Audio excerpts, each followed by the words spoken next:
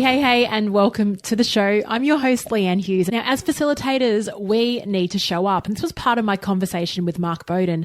Half the battle of actually doing the job is just getting there, is just showing up. And our clients, whether they're internal or external, they pay for us to show up. And they don't want the half-charged 50% battery version of yourself. Often they want the 100% charged up version of yourself for the time that you're there, whether that's the hour, the day, or the week, or even longer, the 100% version.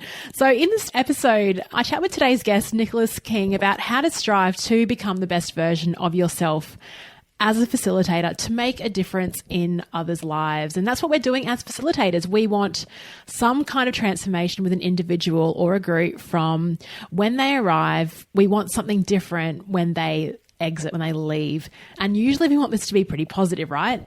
But now sometimes that change is not as obvious as having a complete transformation. Sometimes it is simply about raising awareness on a topic, on a thought. Maybe it's choices that you're making in your life.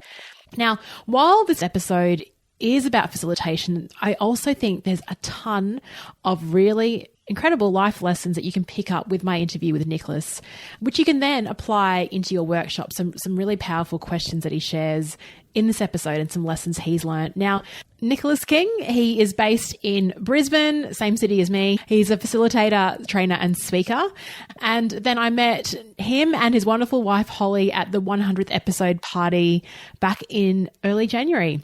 And geez, he's really funny and a really compelling storyteller. So you can only imagine what he's like when he shows up at a workshop, when he's, sort of charged.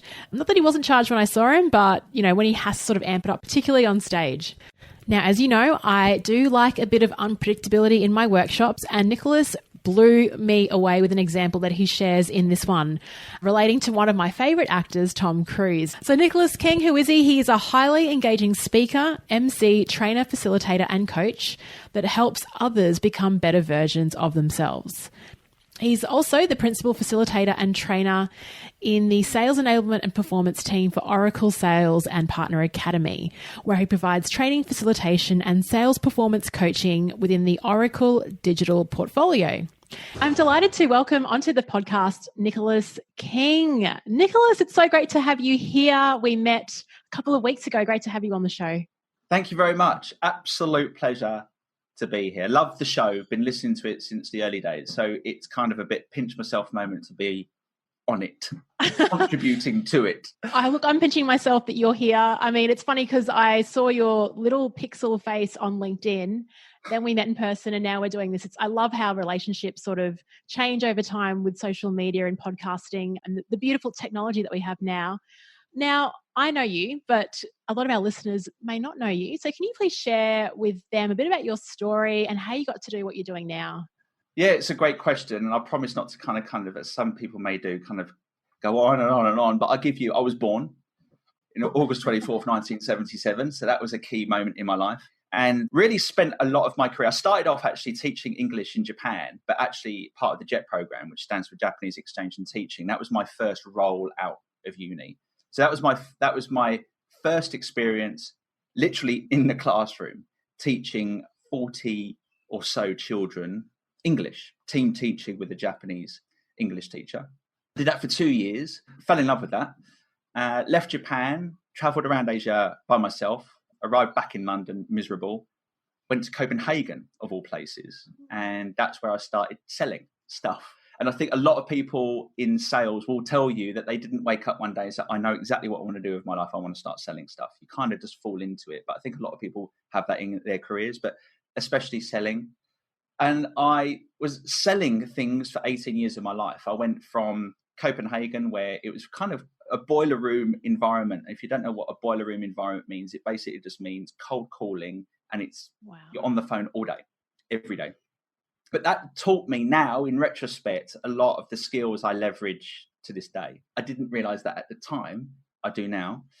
And then in my kind of mid-30s, after getting married and having 3 children, I had a bit of a crisis and really kind of got to that point in my life where some people would class it as a midlife crisis, I suppose, because it was the middle of my life, but it was a crisis, but it was more asking, what is this all about? Because I was just kind of doing that usual commute, working every day, but no meaning to it for me. And cut a long story short, I was getting some advice and some counseling by a psychologist. And on the third session with him, he said something to me that just broke something open for me. And the phrase was simply this: your mind doesn't know what to think, it believes whatever you tell it. Your mind doesn't know what to think, it believes whatever you tell it. And it will always put a smile on my face when I hear it, because it just takes me back to that, and it just cracked something open for me. And what that did is it gave birth to a dream, and it gave birth to an understanding kind of really what I want to do with my life. And that was to speak and communicate, become a professional communicator. Now, arguably I was anyway, because I was in sales, but I meant about something that had some value and meaning to me, and which I hope then I could communicate and help others and serve others. So then that made me kind of transition a little bit. And now I'm a professional trainer and facilitator at Oracle. So I help Oracle in their teach and facilitate and coach the sales organization within Oracle. And in many cases, that takes me all over Asia Pacific doing that. And that really helps me hone that skill of being able to engage and teach and transfer to people. But I also have a love affair with public speaking. And I've been able to do quite a bit of that, and increasingly so since that time. And that time with the psychologist was about 6 years ago. And life has kind of changed since that point in time. So that's a very quick synopsis. That is very quick, but you've really touched on some pivotal moments in your life, particularly. I mean, what's happened now, what I'm hearing is you've sort of come full circle. So you were teaching in Japan, then you went to Copenhagen for sales, and now across APAC, you're delivering sales training. So you're combining all these things. That the power of that question, I love that was such a watershed in your life. It seems when I talk to different people, they might have, they're just progressing through life and these little moments that shape them. But that was a big moment for you. What do you think it was about that question that really blew you away? It's a really good question, actually. And I've had a lot of time to think about it. And at the point in time, I couldn't explain to you what happened. And what happened was just an absolute release. And I did a speech in the US last year, which gave the story. And it was like I said in the speech, I walked in kind of losing. When I walked out, I felt I was winning. And it was just a moment in time. There is a much more kind of deep, as time has gone on, I've been able to get a much better understanding of what happened. And there's a fairly deep and meaningful explanation to it, and there's a quick explanation to it. But basically what it was is what I learned and what was given to me in an instantaneous moment was an understanding that I was making choices. And in fact, that we all have choices to make. But what the awareness that was built through that thing being stated to me, your mind doesn't know what to think, it believes whatever you tell it. For me, it's obviously what I needed to hear at that time, because it taught me something to understand. I'm making a choice here. And I'm making a choice of things I didn't think I had a choice about before hearing that. And that choice was around the way that I think about me, about the world out there, about the people I'm with, about my emotions, about my state, about what I say out of this very important tool that is my mouth. And so there are choices that we make, and it was building awareness to understand that, in fact, there are things that we don't think are significant, or we don't think what we have as an individual and the choices that we make are important. But in fact, they are. And you can be really, really deliberate with those choices. So that one little phrase, I realized that I walked out and I thought, hold on a minute, I'm making choices to be and feel this way. I don't need to do that. So that was the revelation. And that's what I call it. It was a textbook dictionary definition of an instant revelation. Yeah. And it was a phenomenal moment in time. And I will say that, having listened to podcasts for so long, and you talk about these moments in time, and you think, oh my gosh, that man's life must have just radically changed. Life went on. Yeah. Right. It didn't suddenly like, whoa, and my whole life become this like rainbow and rabbits and sunshine. But what it did do is it's taught me, and to this day I'm still learning about it, but it taught me to understand and to be aware of. That was the key thing. I realized that in many, many cases, people feel stuck because they're just not aware of some things. And if you can become aware of it by going to a speech or listening to a podcast or reading a book, in many cases, you can progress yourself. And that's essentially what happened that day. So I've just been able to progress with what I've learned. That was it. That's so cool. And I'm reading a lot of books at the moment about what we put into our mind. And even sort of recently, I've tried to pay attention on when the thoughts that I've got going on aren't serving me. And it's usually around the 6 p.m. news. Like the news is on, just happens to be on TV, and it's all negative, and you just get down with what's happening in the world. And then you think, okay, really, is that serving me at this moment? Yes, it's nice to have a bit of an awareness, but what's that doing to the thoughts that are going on in my brain? I'm not in a healthy state after listening to this, so let's just not do that and step away from it. And you're right, absolutely. Consuming podcasts, all of that stuff that our listeners are currently doing is just raising that level of awareness and challenging, I guess, our existing thoughts. But I also think it's encouraging that you said it wasn't this massive sort of turning point where it was raining sausage dogs. That would be amazing, wouldn't it? If it actually did. I have a sausage dog. I know. Yeah, that would be phenomenal. And it wasn't. And I think that's part of the issue with society, isn't it? That in so many cases, we look at these images and we see things and we hear people speak. We just think, oh, they got it all sorted, right? No one has. I don't think, no, right? No. Everyone's at there. Everyone wants to get to their next level, right? But what the empowering thing is that we all have the choice to get to that next level. And one of the first things I did, and again, it was almost visceral, if that's the right word to use, is I was cleaning up outside the house a few days after seeing a psychologist, and there was CNN on our TV. Now, I can tell you this, I've listened to CNN a couple of times in a hotel room since. But literally from that day, I said to my wife, you know what, turn it off. Because it's that revolving news. And I realized at that point that the way that you think, how you think, is really important. And what you allow yourself, what you deliberately allow yourself to dwell on and meditate on. And in a lot of cases, that is fed to us by what we hear. And in a lot of cases, you're not consciously aware of knowing what you're thinking about. And so I realized that listening to that was injecting into me the equivalent of me just kind of maybe eating the saturated fat. And I wouldn't do that to my body. So why would I do it to my mind? And so I turned it off, and it's never been on the TV since. And in fact, I just turned off, and you hear this a lot, and everything I'm saying, you hear a lot of, but I don't think you can say it enough, really. And that is, we don't watch terrestrial TV anymore. And I think a lot of people are kind of turned off the TV because it doesn't nourish you. And there's so much stuff around how you nourish your physical body. Well, I look at it the same as what's the food for your mind, and what you do. This is food for the mind. It's nourishment for the mind, right? And that's why I love it so much. Me too. And actually, it's often a question that I might use when I'm meeting friends or new people is, do you listen to podcasts? And if so, show me what podcast you're listening to, because I want to know what they're nourishing their mind with. And it kind of gives you a good insight into the type of person that they are, what they're interested in. I want to pick up on a comment that you said when you had that appointment with your psych, and you said you walked in and you felt like you were losing, but then you walked out and you felt like you were winning. Yeah. And I was thinking, just bringing it into facilitation, that's how I usually want my participants to feel, like maybe not losing when they walk in, but they're walking in, it's a status quo. And I guess my goal as a facilitator is for them to walk out winning. I love that. I've never even thought about it that way. So thank you for putting it so beautifully.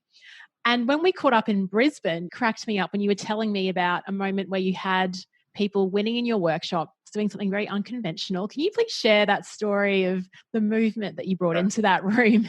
Yeah, I will. Thanks. And thanks for bringing that. You're right. And do you know what? Whenever I start, I think I'll probably say this about 80% of the time, that when I'm facilitating or training in a workshop environment, and I say to people, I'm not here for me. I'm absolutely here for you. What does that mean? Well, it means that I want you to walk out of this room better off from when you walked in. And the inspiration of that line comes from that being that psychologist, because I know what that can mean for people.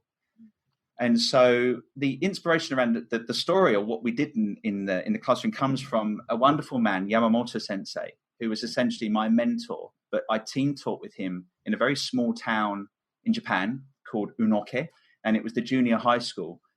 A gifted teacher, born to do it, made to do it, loved doing it. And we used to have fun in the classroom with these kids. We'd have really good fun. And when I left Japan, it was quite emotional to say goodbye to that guy. And he said to me, Nick, never stop having fun in the classroom. It really helps people learn. And I went, done. And so I always try and inject fun. And so sometimes it can seem a little bit, I don't know, whatever. But I know that if you can inject it and it be spontaneous in some cases or unexpected, even better, because it just shifts your mind. And so I was teaching, co-facilitating actually, a class for a new sales team, a newly created sales team at Oracle. And the majority of the audience was male. And the majority of the audience was kind of my demographic and age group. So Top Gun, the movie, the first one, everyone's like, yeah, bring it on. And there's the new Top Gun one coming out, right? And so this was raised, I think, in the morning.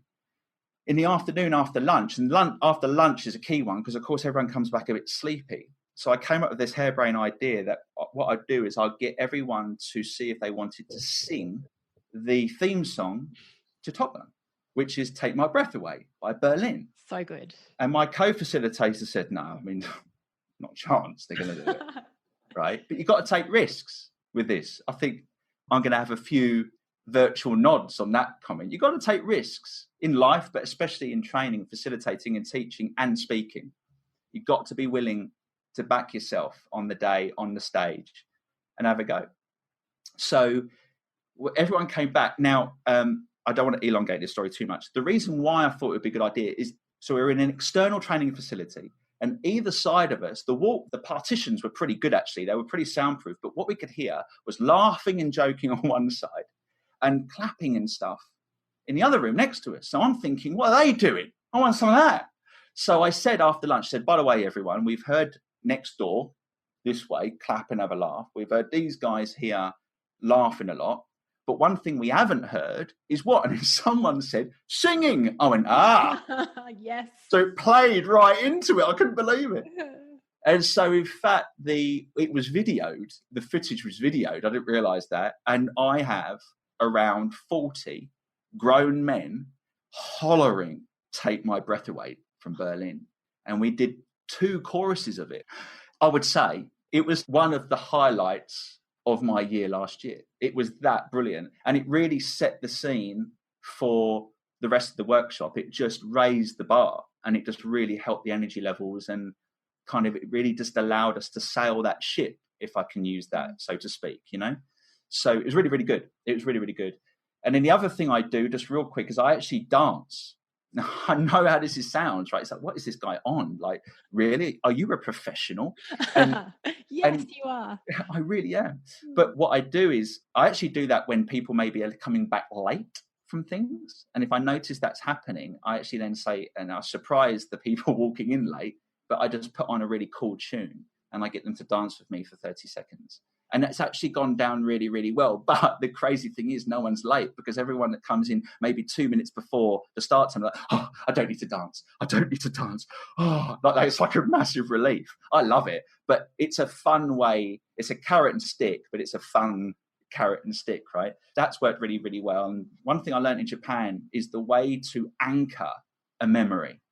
How do you anchor something in someone's head? And I suppose since learning about the importance of the mind and learning a lot about that, I realized, how the mind works and how memories work.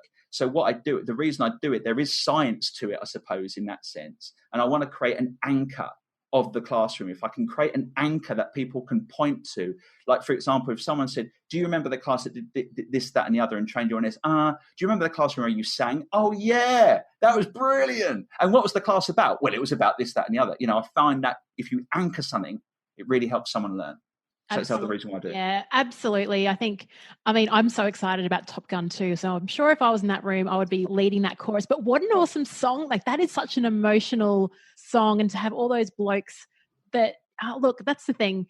These guys would have really bonded over that as well. And I love that it was videoed. Oh my gosh, that's classic. And the other thing about dancing, actually, one of my first jobs when I had a quarter life crisis and I didn't know what I was doing, more with my career, more so than life. Yeah. My friend and I would have a 2 p.m. dance party.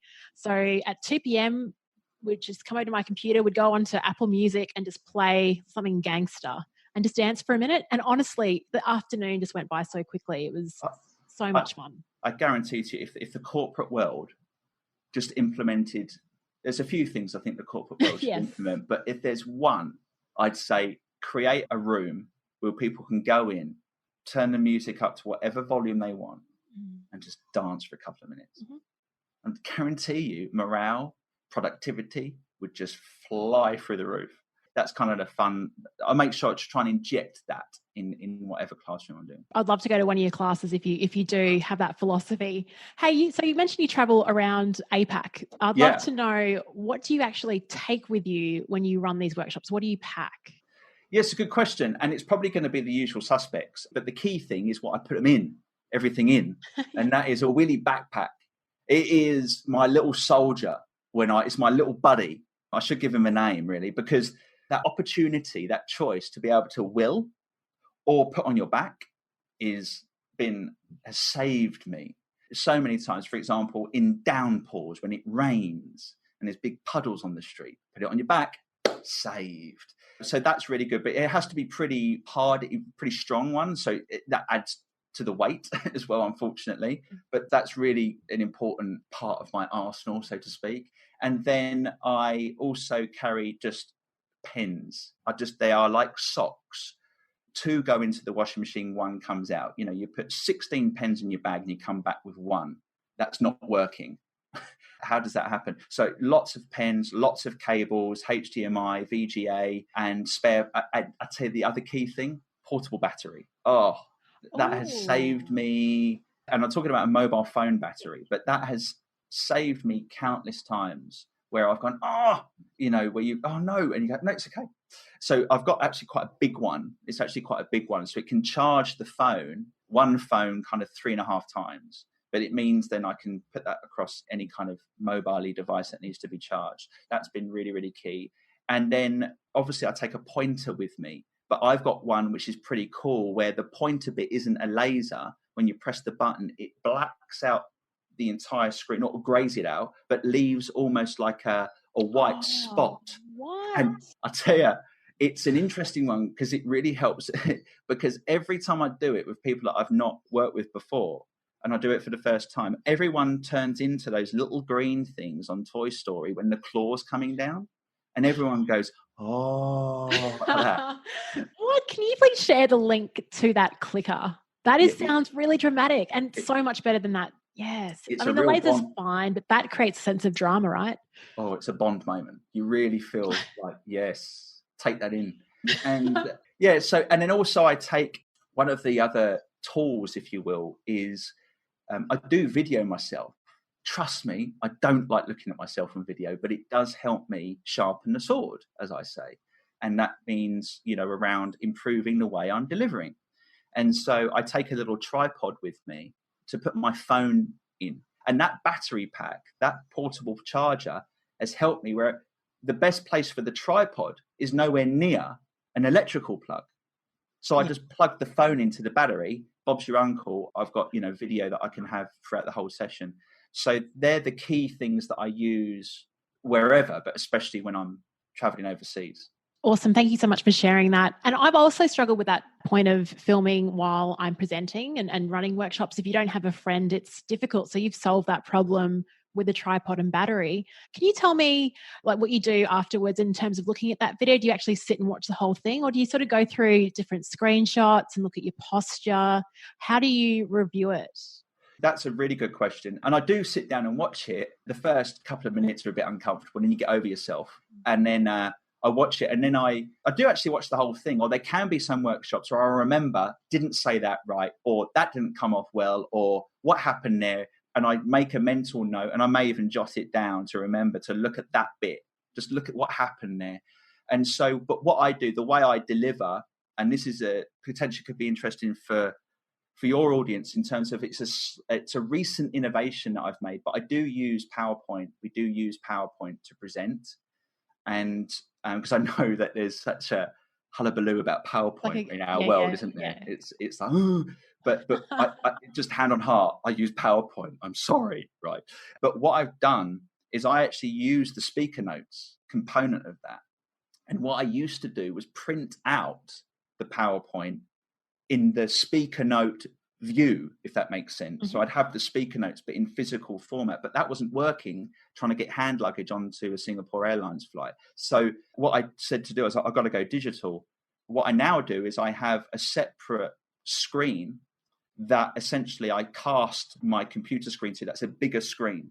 And that means I can view the notes whilst delivering. The reason I do that, or the reason I raise that, I'm sorry, is because the video helps me update those notes. That's the key to it. So one of the things when you're teaching salespeople, but anywhere in life really, but especially when it comes to sales, or that's my world at the moment, is, the questions that you ask are really important. Number one, ask them, but number two, knowing how to ask a question to yield a response, right?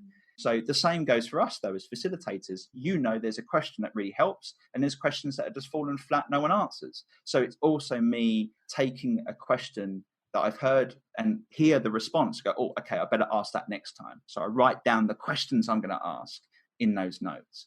And so the videos really just help me make sure the way I look at it about it on that note around walking out better than when you walked in is that I want to try and chip away and make every delivery just that little bit better, if you will, or more effective.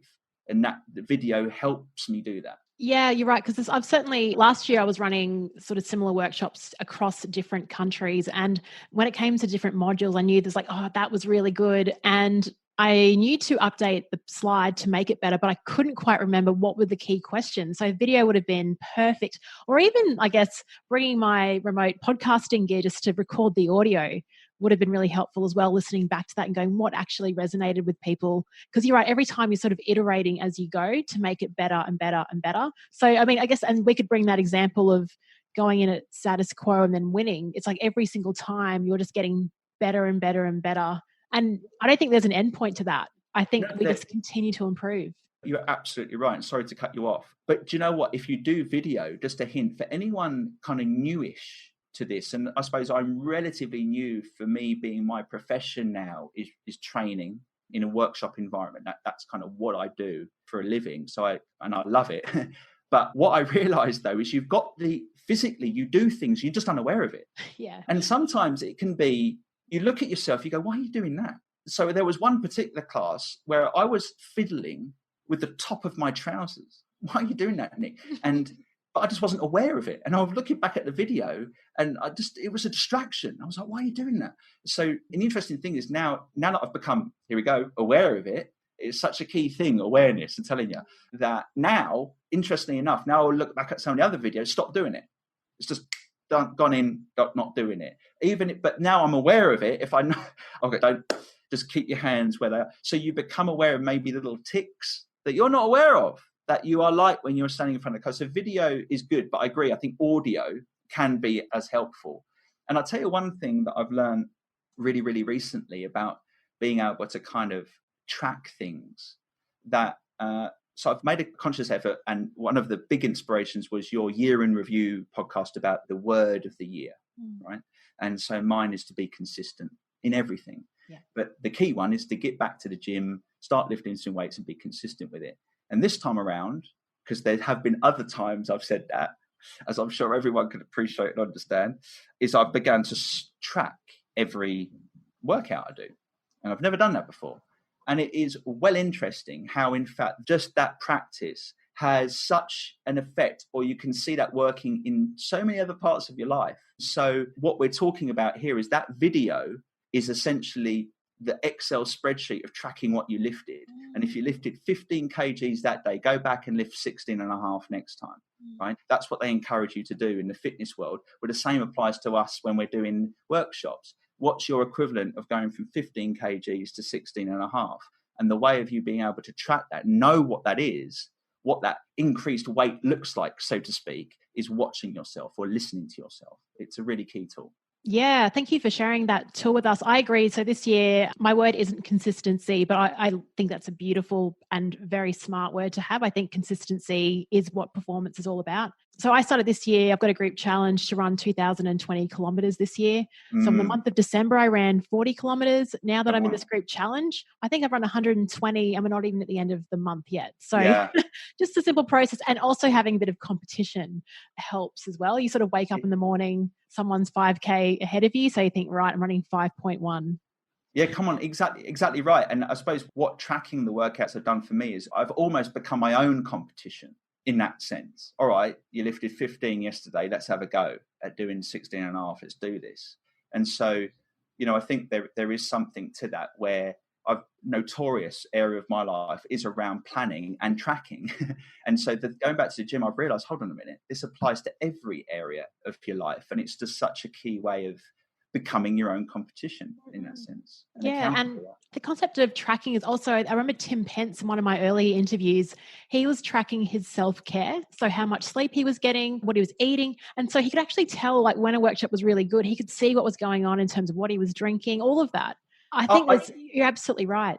Oh yeah. And I'm tracking food as well. And it's interesting when you realize it makes you more mindful of what you're feeding your body and being more conscious. And of course, hopefully, working out and being more deliberate of what you eat come hand in hand, ideally, right? To help the efforts. But coming back to facilitators, one thing I've realized is the health and well-being of you as a facilitator, as a trainer, as a speaker is fundamental.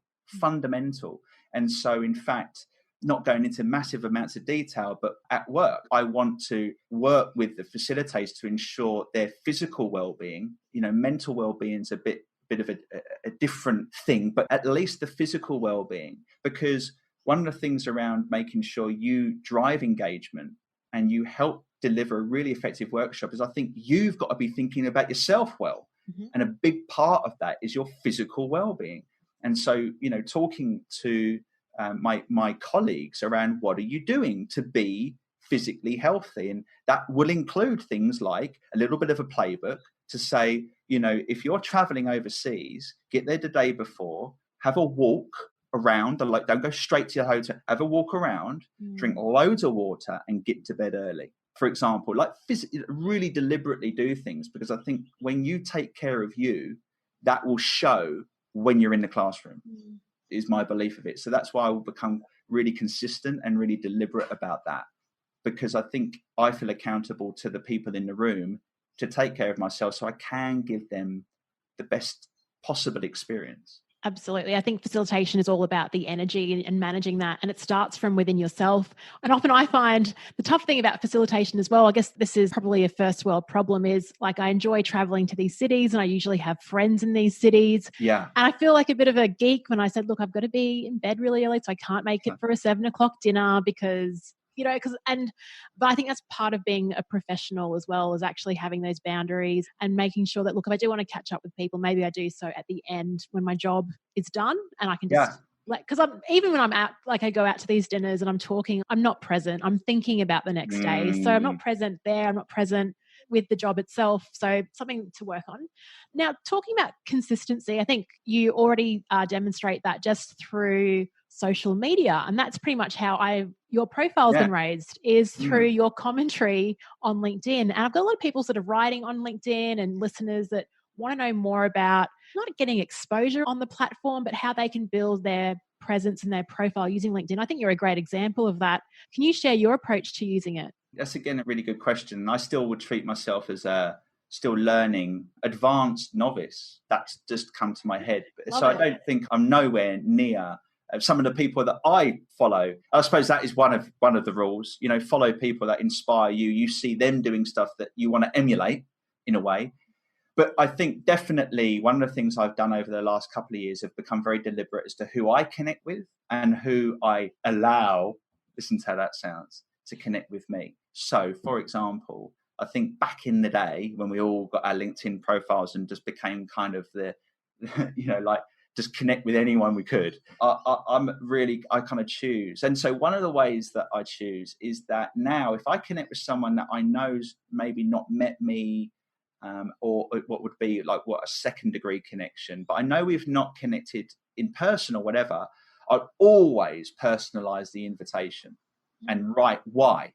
Why do I want to connect with you? Where do I feel this connection is? And I always try and start it off like that. Whereas if I get a connection request and someone says press connect and I have no idea why you pressed that, then in days gone past, I've actually gone back to them and said, why do you want to connect? But then I don't connect. I say, why do you want to connect? What do you see as the connection? And I suppose that makes me, I don't know how that makes me sound, but I'm not being nasty about people. I'm just saying, I want to give that to people, and it's kind of nice when that happens back. So I'm really mindful who I connect with, and I connect with people kind of, I suppose, within the world that I want to learn more about. So that's going to be speaking, that's going to be teaching, that's going to be training, coaching, facilitating. And so what I've also done deliberately, and as you've seen, is become a little bit more proactive in sharing thoughts about something.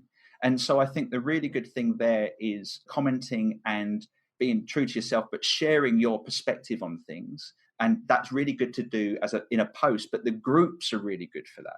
And the groups are like these buckets of wisdom. They're phenomenal to be able to join a group and be participant there. And the last thing I'll touch on, and it's a recent thing, and it's a really important thing though, and that is, I don't know if you've seen it. I don't even know what the tool would be called actually off the top of my head, but you may have seen it come up saying these people have asked a question and it looks like you could be a person that could answer it. Have you seen that? So in groups, yes. Right. And it comes up on my profile. So I've always seen that for ages. And then finally just went, what is that? So I click on it, and it's actually other LinkedIn users that have been, I think, humble enough to pose this kind of, that it's like, I'll tell you what it's like. It's like someone's put a note in a bottle and passed it out to the ocean, waiting for someone to pick it up. And so I went, I'm going to help out. And there was a couple there. I thought I could actually help with that. So I said, do you want some help? And it goes to them as just a LinkedIn message, but it says someone has picked up on your message in a bottle, so to speak. Do you want? And then that's it. And I've actually engaged and working with and talking to a couple of people that said, yeah, I'd love to get your perspective. That's been a really nice way of leveraging the tool and being of service and helping other people, which I just think is a thing that we, again, should try and incorporate into what we do. And I like what in your response, you didn't really talk about any tips or hacks or shortcuts. It was really about, how do I get to know this person in more detail? Why have they reached out? What questions can I help them with? And I think that sort of shows in your ability to respond to comments. Like, you don't just write great quote or whatever. It's like, this is why this is important. And it's quite thought-provoking. So you can tell that you spend the time to personalize what you do on LinkedIn. So what I'd encourage listeners to do is, if you do want to connect with Nicholas, definitely, you know, I don't need to tell you what to do. I think you just heard it from him. I'm sorry. No, but it's a really good example. It's a really good example of someone to follow. I feel like really rough. I feel like I'm just going to put my head down on the video. No. I think you're setting a really great standard there, for sure. Yeah, and if you remember, and someone tell me, please, say it in whatever, tell me. I'm sure when LinkedIn first launched, it actually told you to say something why. It was part of the whole system. And so I think it still does in little grey, but it's become a bit more lenient, let's say, in your ability to connect with people. So I just think it's a nice thing to do. But I mean, if you do want to connect, love to connect. And if you just say, was listening to Leanne's podcast, that would be more than enough. Honestly. Yeah. So that's hilarious. I love it. No, I think it's all about setting a great standard and consistency. There you go. Absolutely. Now, it's funny that you spoke about a question that get asked on social media that you can sort of help with. On the flip chart group on Facebook, I think a common question, it's usually once a week or once a fortnight, someone will ask, hey, I need an icebreaker or need an activity for a new team, or I've got a workshop coming up. Can you share a cool activity, an icebreaker or activity that you like to use? That's your, you kind of lean on it, but it's reliable and you enjoy using it. Yeah, I don't get too overly complex with this one. So in terms of icebreaker, I do everyone kind of introduce yourself, but all I do is I just incorporate a little ball, and then that ball is kind of gamify it a little bit.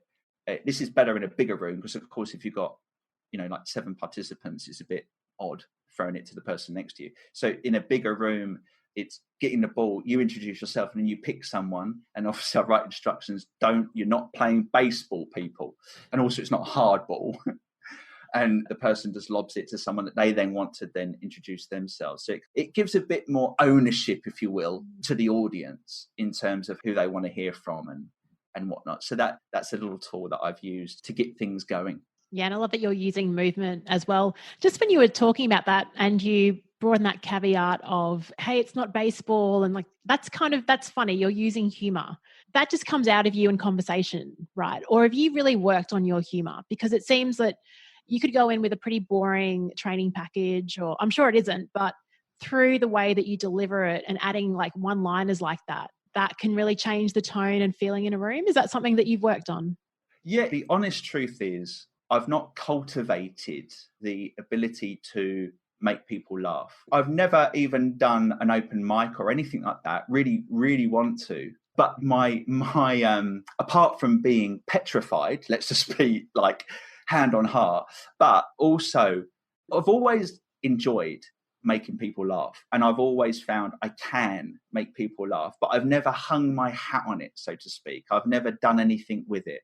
I've never done an open mic because it is a very spontaneous thing for me to make people laugh. And in fact, when I've done some public speeches, people who know me say, how are you going to be able to incorporate your ability to make people laugh? You've got to try and make people laugh. And the speech I did in the US, I did one line that was very carved into the speech, and it did get a giggle. So I thought, okay, that's interesting. There we go. But I think, in workshops, it is really important to be able to do things and take a risk.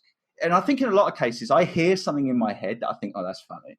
And I think I wouldn't say that. But in some cases, I go, no, I'll just let it out, see how it goes. Yeah. And when you do get a laugh, I find it can really help the audience. But one thing I would say, and it is tricky because I suppose I'd love to, maybe I will, on LinkedIn, start connecting to comedians, because I think that's an area I would like to learn more about in terms of how can it be engineered? Can you manufacture it? Obviously you can, because, all the comedians that we know manufacture their comedy, right? But for me, it's a fairly spontaneous thing, but something I do enjoy taking a risk on and being spontaneous with. I don't know whether that's helped you, but that's me just giving you a candid response. Yeah, and that's absolutely how I'm not known for my humor, but you're right. I'll get this little voice in my head going, oh, you should say this, or just, and it feels slow, but you've got to say it in the moment. You sort of make a split decision, like, is it worth it? Is this the environment where I can say it? Sometimes I've been like, nah, but I have said it and it's worked beautifully. So it's hard sort of judging. And I think delivery is really important as well when it comes to that. Yeah, it's you're right. I don't know how to finesse it, but like you said, maybe it's worth exploring, maybe even getting a couple of comedians on the show. Who are your favorite comedians, by the way, before we wrap up? It's in fact my daughter. She's got a real funny bone in her body. She's the one that comes out, Dad, you got to listen to this. And they are generally really funny. And she loves like Cole Barron. True Aussie. I love Cole Barron. Yeah, he is so funny. If you've not heard him, do search, because that's the worst. Trying to regurgitate another comedian's joke won't do it. But if you search for Cole Barron, Plane and Fire, then that's a quite funny one. And good old UK Mr. Michael McIntyre. He's generally brilliant. He is a funny man, and it's because he doesn't swear very much, which is what I kind of like as well. No, he's great. I've put a few of his videos on, like just before lunch is over. So like 5 minutes before lunch is over, I'll just put one of his videos on, and people walk in and they can pick something up. Like you said, he's usually pretty clean, so he's a safe option. Yeah, he's brilliant. Nick, it's been like tremendous having you on the show. I know we could have spoken for hours. There's so many topics we could have explored. I know when listeners don't like hearing that because like, what else could we talk to Nick about? But I'm sure they'd love to connect with you and find out more about what you do. And thank you for sharing like a vulnerable story as to what got you here and what you're doing now. And maybe you sharing that question of raising your awareness might actually impact a few of our listeners who are trying to make a breakthrough and trying to change some things in their life. If listeners would like to reach out, where can we send them? Yeah, so I didn't realize how brilliant this is until someone said, that's really good that you got that. And that is, it's easy to connect with me on LinkedIn because I was a user when it started. So I actually nabbed my name as the URL. So I think the nomenclature it's Nicholas King, but there's a few Nicholas Kings on the planet, right? And a few of them are on LinkedIn. So if you do linkedin.com/ I think then you type in and then / Nicholas King, you get me. I got the Nicholas King URL. So, and I didn't really care about that until very recently when someone said, that's good that you got that. I said, is it? Okay. So that helps in shows like this. So yeah, Nicholas King on LinkedIn is going to be the best way. Love to connect. And I've got my own little personal website, which touches on what I learnt, the awareness all the way back then. And it's called thinkingmechanics.com. And it's really what I call, I heard this phrase, I love it. It's my little slice of the internet. And it's just where I share, I suppose, my perspective and my thoughts and the things that I've learned along the way around the choices that we have as human beings. So it's thinkingmechanics.com is another place that you can get in touch with me. Oh, brilliant. And we'll link to all of that, plus Carl Barron's video in the show notes for this episode. And Nick, it's been tremendous having you on the show. Again, great to meet you. And I'm sure listeners will pick up a lot from this. Thank you for sharing both the philosophy of what drives you, as well as some really practical things. And we might have to have a first-time facilitator Top Gun 2 watch party globally. Just everyone sending selfies of where they're watching the movie. Can't wait for that to be released. Or even, let's put the challenge out, Leanne. Anyone that wants to send Leanne footage of them singing Take My Breath Away in their workshop, then I think should we put the challenge out there? I think let's throw it out there. Yeah. Should we?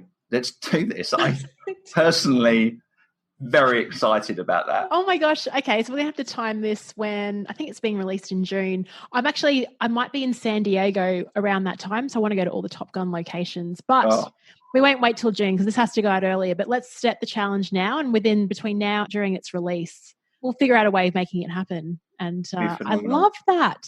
It's good, Nick. And I want to say before to close, thank you very much for letting me be on your amazing platform and for you being a podcast that has really helped me in sharpening the sword when I'm in the workshop. And so I think it's brilliant what you've done and you're an inspiration and keep going. And it's been a joy and a privilege to be on a podcast. And I said this to you before that one of my dreams is to be on a podcast that I love listening to. And you've just allowed me to tick that box, literally. So I appreciate what you do. I appreciate you. And thank you very much for letting me be here today.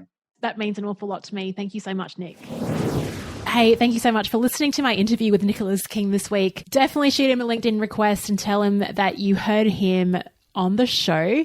And of course, if you do a Top Gun rendition in your workshop, you've got to let us know. You have to let us know. That's the challenge throwdown for this week. Stay safe, be unpredictable, use a bit of contrast in your workshops, and catch you next week.